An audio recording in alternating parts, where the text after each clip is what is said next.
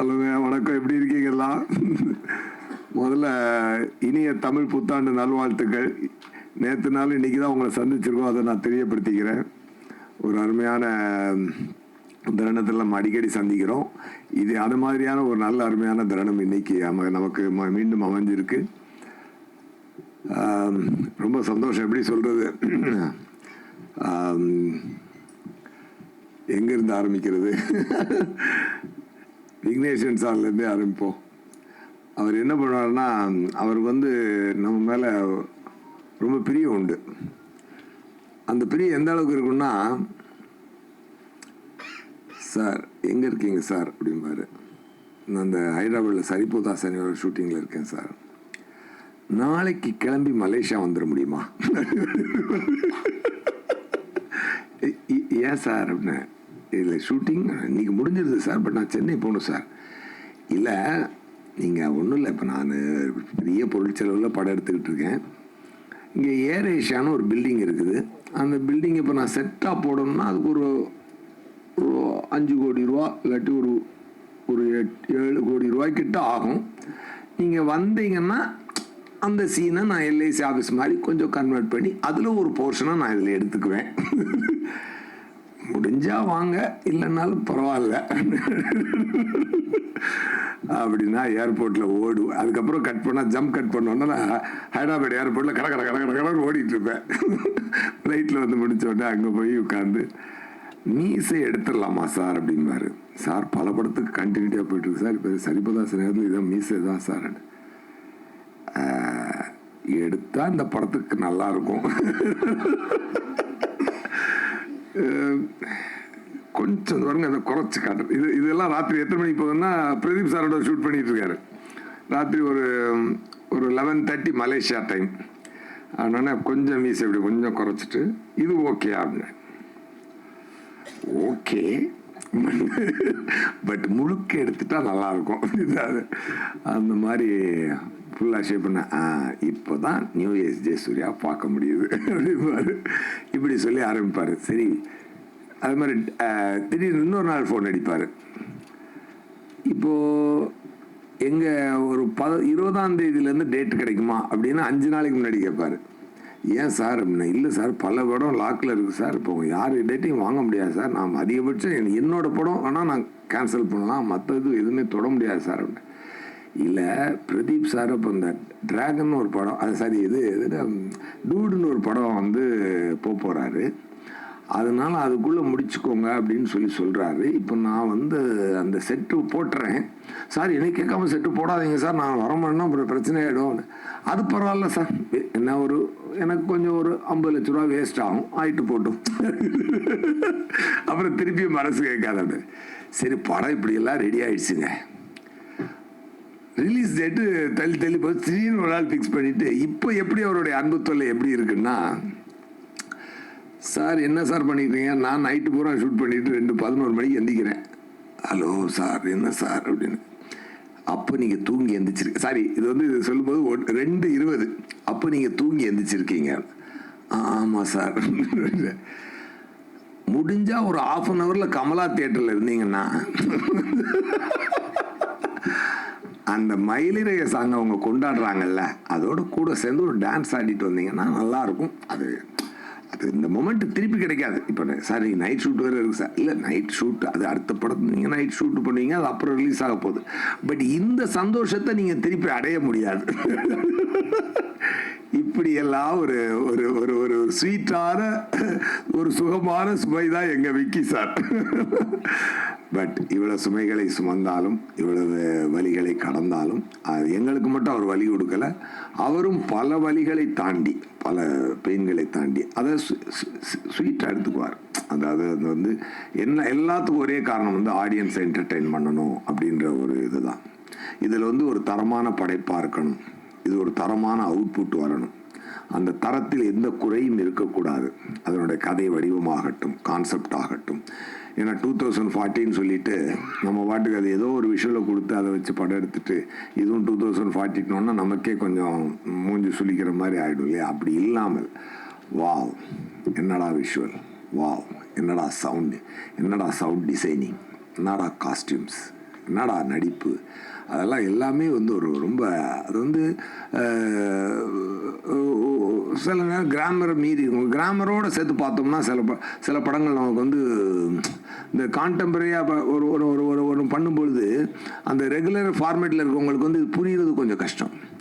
ஆனால் ஆடியன்ஸ்கிட்ட பார்த்தீங்கன்னா பற்றும் பற்றிக்கும். அதனால தான் அது வந்து எப்பொழுதுமே அந்த தியேட்டரில் போய் மக்களோடு பார்க்கும் பொழுது அதில் உண்டாகிற சந்தோஷம் அதாவது எனக்கு எங்கெங்கேருந்தோ மெசேஜ் வரும். மலேசியாவிலேருந்து, சிங்கப்பூர்லேருந்து, அப்புறம் டொரண்டோலேருந்து, எல்லா ஃப்ரெண்ட்ஸும் அது ரொம்ப நாள் ரேடார்லேருந்து தள்ளி இருக்க ஃப்ரெண்ட்ஸ் எல்லாம் திருப்பி வருவாங்க. ஐயோ பார்த்து ரொம்ப சூப்பராக இருக்கு, அதெல்லாம் வச்சு நம்ம தெரிஞ்சுக்கலாம். சரிடா எல்லைக்கு ஹிட்ரா அப்படின்னு சொல்லி தியேட்டர்ஸ் நம்ம ஜெகன் சார் சொன்ன மாதிரி எல்லா தியேட்டர் விசிட்டு போகும்போது என்ன ஒரு அற்புதமான ஒரு ரெஸ்பான்ஸ். அதாவது பிரதீப் சாருக்கு வந்து ஒரு இறைவனுடைய பிளெஸிங் நல்லா இருக்கு. ஆக்சுவலாக அவர் ஒரு அதாவது அந்த ஆடியோ ரிலீஸில் என்கிட்ட சொல்லியிருந்தார் சார், வந்து இந்த நான் ஹயாத்துக்கு ஒரு ஒரு ஒரு 5 ஸ்டார் ஹோட்டலுக்கு வந்ததே எஸ்.ஜே. சூர்யா சாரை பார்க்க தான் ஃபஸ்ட் டைம் அப்படின்னு சொல்லி ஒரு மனிதர் இன்றைக்கி வந்து ஒரு 100 கோடி பிஸ்னஸுக்கு உண்டான ஒரு ஹீரோவாக இன்றைக்கி வளர்ந்துருக்காருன்னா அது எவ்வளோ பெரிய இறைவனுடைய சப்போர்ட் இருந்தால் அது நடக்கும். நீங்கள் நினச்சி பாருங்கள். Really I feel very happy for you. நான் நிறைய அவரும் சொன்னார், ரொம்ப you was very kind enough to say that. அது எனக்கே ஞாபகம் இல்லை, பட் ஆனால் நான் மனசில் பட்டதை சொல்லுவீங்க. நான் யாராக இருந்தாலும் என் மனசில் பட்டதை சொல்லுவேன். எனக்கு வந்து ஒரு டைரக்டர் வந்து ஒரு கதை சொன்னார். அப்போ வந்து அதில் எனக்கு இந்த கரெக்ஷன் வேணும்னு பண்ணி கொண்டு வந்தார். இல்லை இன்னொரு கரெக்ஷன் ஒன்று அதையும் பண்ணுறேன் சார் அப்படின்னாரு. அப்புறம் ஒரு நிமிஷம் பொறுங்க, எனக்கு ஒரு வாழ்க்கை இருக்குது, நான் போய்கிட்டு இருக்கேன். நான் வேணும்னு சொல்லி நீங்கள் வந்து பல மாற்றங்கள் பண்ணி உங்கள் வாழ்க்கையை இழந்துடாதீங்க. அதனால் இந்த படத்தில் நான் இல்லைன்னாலும் பரவாயில்ல, நீங்கள் யாரையோ வச்சு நல்லா படம் எடுத்து சந்தோஷமாக இருங்க அப்படின்னு சொல்லி மனசில் பட்டதை நான் சொல்லி அந்த படம் மிகப்பெரிய ஹிட்டு. அப்படி ஒரு அந்த படம் லப்பர் பந்து. ஸோ நான் செல்ஃபிஷாக பிஹேவ் பண்ணியிருந்தா அதுக்குள்ளே 2 கரெக்ஷன் சொல்லி அவர் தான் டேரக்டர்லாம் நம்ம சொன்னதை செய்கிறாரு அப்படின்னு சொல்லி அதுக்குள்ளே நான் போயிருக்க முடியும். எனக்கு என்னுடைய சென்சிபிலிட்டி ஏரியாவில் சில விஷயங்கள் இருந்ததுனால அதை மட்டும் சொல்லி இந்த படம் பெரிய ஹிட் ஆகும். அந்த மாடு சீனை கூட நான் சொன்னேன், எப்படி பண்ணியிருந்தீங்க சார் அப்படின்னு சொல்லி தான். அது எப்படி சார் ஒரு மாடையும் ஒரு ஒரு கிளவி வச்சுட்டு இவ்வளோ பெரிய ஒரு எமோஷனை கிரியேட் பண்ணுறீங்க சொல்லி சொன்னேன். அதே மாதிரி இந்த படத்தினுடைய ஆரிஜினல் அது அப்போ வரேன். அப்போ வந்து அதே மாதிரி இந்த பிரதீப் சாரை நான் மீட் பண்ணுவோம் சொல்லியிருக்கேன். அவர் நடிச்சு காட்டு மறுபடியும் பார்த்துருந்துருக்கேன். அவர் சொல்லுங்கள் சார், நீங்கள் இப்போ நல்லா நடிக்கிறீங்க சார், நீங்கள் சூப்பராக வருவீங்க, நீங்களே நடிக்கலாமே அப்படின்னு நான் சொல்லியிருந்தேன் அவர்கிட்ட. நான் சொன்னேன், அதுக்கப்புறம் ரீகலெக்ட் பண்ணி பார்த்தேன். நீங்கள் மான்ஸ்டர் லொக்கேஷனுக்கு வந்து எனக்கு மைண்டில் ஞாபகம் இல்லை, பட் அந்த இதை சொன்னது எனக்கு ஞாபகம் இருக்குது. பட் அப்படி சொல்லி நடந்த ஒரு 7 வருடத்திற்குள் ஒரு மனிதன் 0 to ஹீரோ ஆகிறான்னா அப்போ வந்து கடவுள் எவ்வளோ பெரிய அனுக்கிரகத்தை கொடுத்துருப்பான். Really I wish you a very great success sir. Vigneswaran sir இந்த படத்தில் மற்ற படங்களை விட இந்த படத்தில் அவர் உங்களுக்கு கொடுத்துருக்க அழகான விஷயம் என்ன அப்படின்னு சொல்லி சொன்னால், you look the best in your career so for. இதை விட இன்னும் நல்ல லுக்குகள்லாம் வரணும், நல்ல வளர்ச்சி உங்களுக்கு வரணும். அதனால் I really wish you from the bottom of my heart. Okay, அது மாதிரி ஒரு அழகான லுக்கு, நல்ல ஃபோட்டோகிராஃபி, ரவிவர்மன் சார் அந்த ஃபோட்டோ, அந்த லைட்டிங், இதில் எல்லாம் வந்து உங்களை வந்து ஒரு நல்ல ஒரு சம்வேர் ஐ ஃபெல்ட் ஒரு நல்ல ஒரு நம்ம ஒரு ஹிந்தி ஹீரோவுக்கு உண்டான காஸ்டியூம்ஸ், விஷுவல்ஸ், அந்த இதெல்லாம் கொடுத்து அந்த மாதிரி ஒரு ஹிந்தி ஹீரோன்றதுனால நம்ம அப்படின்னு சொல்ல, அது என்ன சொல்ல வரேன்னா ஒரு தரமான ஒரு லுக்கில் அவங்களை வந்து ரொம்ப அழகாக ப்ரெசென்ட் பண்ணியிருந்தார் விக்கி சார். அது வந்து உண்மையாகவே அது ஒரு நல்ல உங்களுக்கு நீங்கள் அதை உங்களோட பர்ஃபார்மன்ஸ் கூட ரொம்ப சட்டிலாக இந்த கேரக்டர் வைபு வாசுவா அதை வந்து கரெக்டாக ப்ரெசென்ட் பண்ணியிருந்தார். அது ரொம்ப நல்லா கனெக்ட் ஆகுது. நான் ஒரு ஸ்கூல் ஈவெண்ட்டுக்காக போயிருந்தேன், எங்கள் ஃபேமிலி ஈவெண்ட்டுக்கு.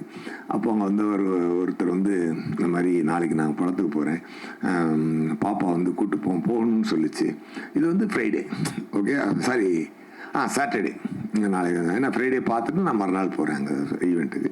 சாட்டர்டே சொல்கிறாங்க நாங்கள் நாளைக்கு போகிறோம், சண்டே போகிறதுக்கு வச்சுருக்காங்க. அப்போ என்ன அப்படி சொல்லிட்டுனா அவங்க பாப்பா என்ன படிக்கிறாங்க சார் அப்படின்னு, 4th ஸ்டாண்டர்ட் அப்படின்னாரு. ஸோ குட்டீஸை பூரா நீங்கள் நல்லா பிடிச்சி வச்சுருக்கீங்க. அது மாதிரி ஸோ எல்லாரும் இப்போ ஒரு ஒரு ஒரு பக்கத்து பிளாக்லேருந்து ஒருத்தர் வந்து நாளைக்கு போகிறேன்றாரு, டொரண்டோலேருந்து மெசேஜ் வருது, அங்கேருந்து வருது, இது வருது, அது வருது, எல்லாமே வந்து ஒரு அருமையான ரீச். இந்த படம் வந்து ஒரு அருமையான ரீச்.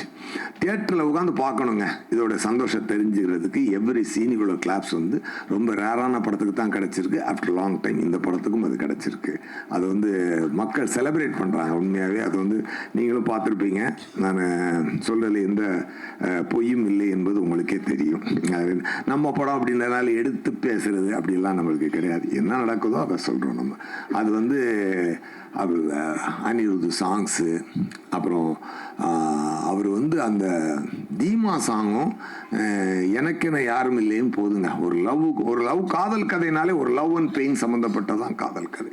அந்த லவ்வுக்கு தீமா சாங்கும் அந்த பெயினுக்கு வந்து எனக்கென யாரும் இல்லையே சாங்கும் போட்டால் அந்த 2 சாங்கும் கொடுக்குற ஒரு பரவசம், அது பரவசம்னு சொல்லணும். ஒரு பரவசமும் ஒரு வார்ம்த் ஃபீலிங்கும் அந்த அந்த கிளைமேக்ஸுக்கு முன்னாடி வரக்கூடிய அந்த சாங், அந்த பூக்கள், ஓ மை காட் சூப்பர். நல்லா அந்த அவங்க தமிழ் செல்ஃபி நல்லா பேசினாங்க. அந்த விஷயங்களை எடுத்து ரொம்ப சூப்பர். அதெல்லாம் இது எல்லாத்துக்குமே ஒரு அழகிய இந்த இவ்வளோ சாங்குக்கும் இவ்வளோ ஒரு காதலுக்கும் ஒரு அழகிய முகங்கள் தேவை.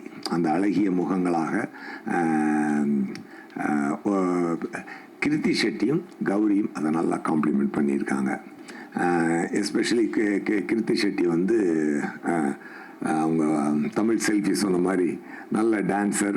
அவங்களுக்கு உண்டான ஒரு நல்லா பேசுனீங்க, தமிழ் நல்லா ரொம்ப பேசுனீங்க. பட் உங்களுக்குள்ள ஒரு இருக்கக்கூடிய அனுபவத்துக்கு நீங்கள் எடுத்து பேசின விதம்ன்றது, அந்த ஸ்டேஜை கையாண்டு பேசின விதம்ன்றது ரொம்ப ரொம்ப நல்ல